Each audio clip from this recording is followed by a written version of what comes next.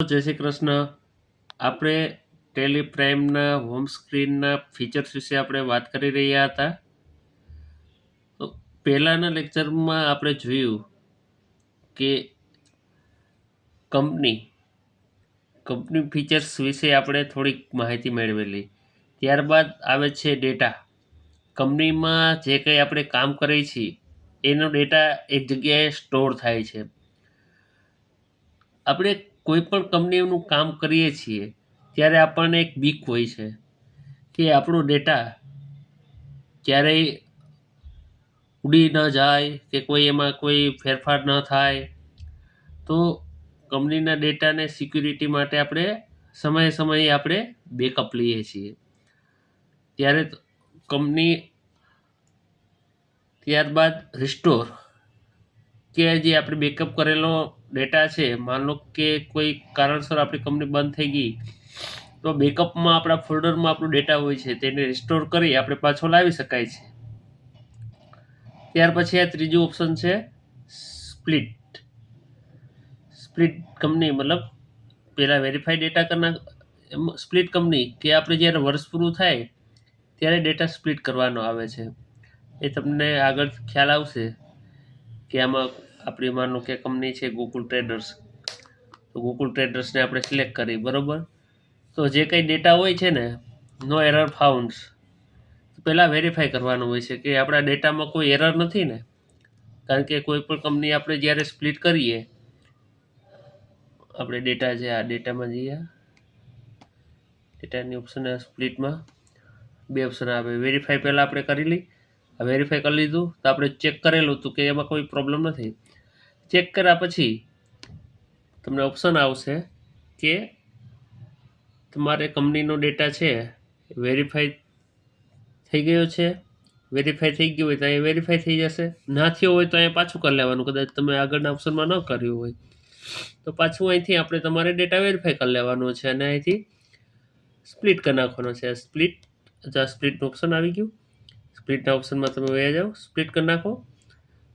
Split from ક્યાંથી split કરવાનો છે? તો તમારી કંપનીનું જે કંઈ વર્ષ હોય 31 માર્ચ 2025 પૂરું થાય તો તમારે ક્યાંથી અપલોડ ફેરફાર કરવાનો છે તે અહીં તમારે કઈ તારીખથી સ્પ્લિટ કરવાનો છે એ વસ્તુ તમારે અહીંયા એડ કરવાની છે. હું અહીં લખી નાખું છું 26, બરાબર. તો 26 તો છે નહીં કારણ કે કંપનીનું આપણું પીરિયડ જ નથી. 30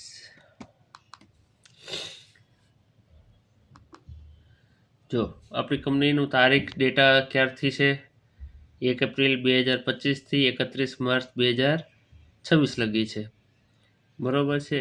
જ્યારે end of the March 31 March પૂરા થશે અને પહેલી એન્ટ્રી 1 એપ્રિલ 2027માં આપણે આવશું ત્યારે આપણી કંપનીને ડેટામાં આપણે ડેટા સ્પ્લિટ કરવો જોશે જેથી કંપની નવી એસ્ટાબ્લિશ થઈ જશે. તો હું તમને આ વસ્તુ બધી આગળ તમને શીખવાડીશ, બરાબર. આ તમને બેઝિક એક આઈડિયા અત્યારે આપી દઉં, બરાબર. રિપેર કે કોઈ પ્રોબ્લેમ હોય તો રિપેર, માઇગ્રેટ, ડેટા પથ. તો મેજોરિટી આપણે 2-3 વસ્તુનો આપણે આ ઉપયોગ છે કે બેકઅપ. હવે કંપની હું તમને શીખવાડું, બરાબર. આપણો ડેટા ક્યાં બેકઅપ થાય છે, કઈ રીતે આપણે એને પાછો રિસ્ટોર કરી શકાય છે, બરાબર. તો તેના માટે જો સૌથી પહેલાં આપણે કોઈ પણ કંપની ઓપન કરી લઈએ, બરાબર. આપણે ગોકુલ ટ્રેડર્સ છે, આપણી કંપની ઓપન કરેલી છે, બરાબર. હવે અલ્ટર ડી, માનો કોઈ પણ કારણસર આપણી કંપની છે એમાં કોઈ પ્રોબ્લેમ આવ્યો અથવા તો આ કંપનીમાં કોઈ પણ ડેટા આપણો ઉડી ગયો તો આપણે સમયે બેકઅપ લીધેલું હોય તો આપણે આખા વર્ષની નકર આપણે ખૂબ મોટી મુસીબતમાં ફસાઈ શકીએ છીએ. તો માનો કે કોઈ પણ કંપની આપણે ડિલીટ કરવી હોય છે, બરાબર. તો તેના માટે આપણે સિલેક્ટ કંપની કરીએ. સિલેક્ટ કંપની પછી કોઈ પણ કંપની માન લો કે કંપની પહેલાં ડિલીટ કરી નાખું, બરાબર. આ કે નમકીન વાળું છે તો કે ભાઈ પારસ મિનરલની કંપની છે, બરાબર. તો અલ્ટર ડી કે કોઈ પણ કંટ્રોલ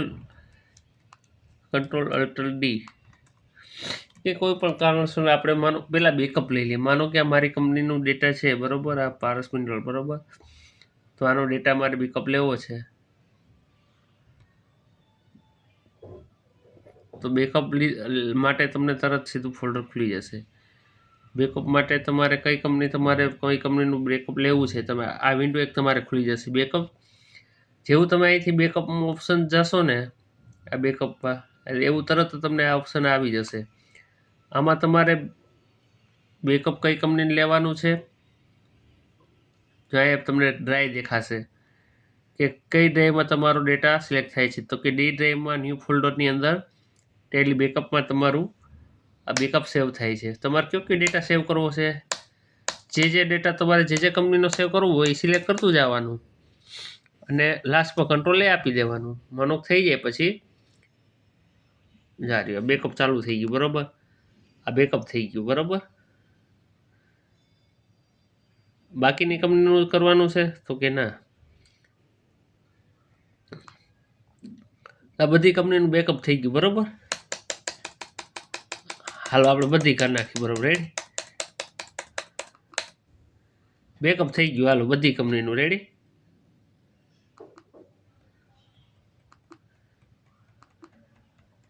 તો આવી રીતે બધી કંપનીનું આપણું ડેટા બેકઅપ થઈ જશે. Ready, okay.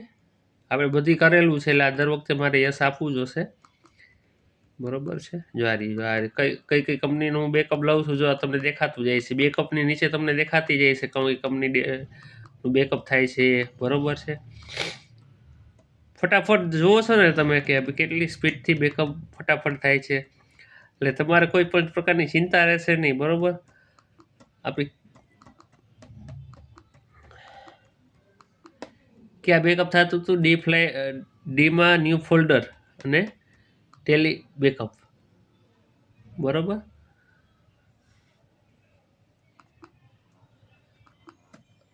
આપણે વયા જઈએ આપણે ડી ડ્રાઈવમાં, પીસીમાં ડી ડ્રાઈવની અંદર ન્યૂ ફોલ્ડર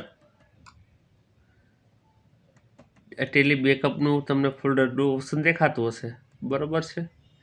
તો ત્યાં તમારું બેકઅપ તમારે જો આ હશે, જો બધી કંપનીનું બેકઅપ આવી ગયું. જો અત્યારે આપણે કેટલા વાગ્યે છે, અત્યારે જો 16 તારીખ ને 12 વાગ્યે, બરાબર. બધી કંપનીનો ડેટાનો તમારે બેકઅપ આવી ગયું છે. તમારે આ કંપનીનો ડેટા તમે અહીંયાથી આલો કોપી કર્યો, બરાબર. કોપી કરીને તમે સીધું મોકલવું હોય, બરાબર. તો ડાયરેક્ટ તમે કોઈ પણ કંપનીમાં માનો કે તમારે તમારા સિનિયર એકાઉન્ટન્ટને મોકલવાનું હોય ડેટા, બરાબર. તો તમે તમારા સિનિયર એકાઉન્ટન્ટને પણ આ ડેટા મોકલી શકો છો. ચલો આપણે જીમેલમાં વયા જઈએ આપણે ડાયરેક્ટ, એટલે તમને ખ્યાલ આવે. જીમેલમાં વયા કે જીમેલ એકાઉન્ટ ખુલે છે મારું. તમને જીમેલ એકાઉન્ટમાંથી તમને ડાયરેક્ટ હું તમને બતાડું હમણાં આપણે કઈ રીતે આપણે હે ને આ તો બધું. હાલો કમ્પોઝ કરીએ, બરાબર. કમ્પોઝ મેલ લખીએ આપણે ભાઈ. સિમ્પલ વસ્તુ તો મને ખ્યાલ છે કે તમને આવડતી જ હશે, બરાબર. તેમ છતાંય આપણે જોઈ લઈએ. લોડ થાય તો કંપની મારી પાસે નેટવર્કની સ્પીડ નથી અહીંયા પીજીમાં. દોસ્તો હું અત્યારે એકાઉન્ટિંગ વર્ક તરીકે કામ કરી રહ્યો છું, પણ આ થોડુંક મને આપણે ટેકનોલોજીનું નોલેજ નથી અને કઈ રીતે ઉપયોગ નથી. ધીરે ધીરે આ બધી વસ્તુ માટે હું તૈયાર કરી રહ્યો છું, બધી વસ્તુ કે તમને ઇઝીલી સરળતાથી બધી વસ્તુ હું આસાનીથી શીખવાડી શકું. અત્યારે જેટલી મારાથી પોસિબલ ટ્રાય થઈ છે એ રીતે તમને હું સરળતાથી બધી વસ્તુ સમજાવવાનો પ્રયત્ન કરી રહ્યો છું. દોસ્તો તમે જાણો છો એમ કે જો કે બેઝિક વસ્તુનો તમને ખ્યાલ આવવો જોઈએ. હું તમને વાત કરું છું, તમને સમજાતું હશે કે હું બધી વસ્તુ શું કામ એક વસ્તુ તમને શીખવાડી રહ્યો છું કે ભાઈ તમે કોઈ પણ જગ્યાએ જાઓ, કામ કરો, બરાબર. તો તમારે આ વસ્તુ કોઈ કહેશે નહીં કે તમારી કંપનીમાં જે તમે કામ કરો છો એમાં તમારે બેકઅપ લેવાનું છે. એ તમારી રિસ્પોન્સિબિલિટી છે. કંઈક બાય ચાન્સ તમે પ્રોબ્લેમમાં ન ફસાઈ જાઓ, બરાબર. તો આ વસ્તુનું તમે બેકઅપ કરેલું હોય અથવા તો તમે મેલમાં રાખેલું હોય કે ડી ડ્રાઈવમાં તમે સેવ કરેલું હોય, કાં જો આવી રીતે તમે આ બેકઅપ છે, બેકઅપ લઈ લીધું, બરાબર, બેકઅપ થાય છે તૈયાર, બરાબર, જા થઈ ગયું. હવે એને તમારું માનો કે આ મારું ફાઇલ છે, બરાબર, એમાં આપણે મૂકીને એ સબ્જેક્ટમાં તમારી કઈ કંપની છે, બરાબર, ABC કંપની છે, કંપનીનું નામ આપી દેવાનું, બરાબર, આ તમારું બેકઅપ, બરાબર, આ બેકઅપ કંપની કઈ છે તો એ કંપનીનું નામ સામે સબ્જેક્ટમાં આપી દેવાનું. એટલે ફરજિયાત બસ આટલી વાર લાગે દોસ્તો, બેકઅપ લેતા આટલી વાર લાગે, બીજી એમાં બહુ બસ સિમ્પલ સેટ. આ તમને સીધું મેલમાં તમને મળી જશે, સમજી ગયા. તમારે તમારી મેલ આઈડીથી, કંપનીની મેલ આઈડીથી તમારી મેલ આઈડી અથવા તો કંપનીની પ્રાઇવેટ પોલિસી હોય તો કંપનીની કોઈ પણ બીજી મેલ આઈડી ઉપર તમારે બેકઅપ ફોલ્ડર મોકલી દેવાનું. ભવિષ્યમાં તમારે જરૂર પડે તો પાછું ત્યાંથી તમારે રિકવર કરી લેવાનું, અથવા તો તમારે સિનિયર એકાઉન્ટન્ટને દર મહિને મોકલવાનું હોય છે ડેટા, તો તે આવી રીતે મોકલી શકો છો. Simple. Okay, thank you so much.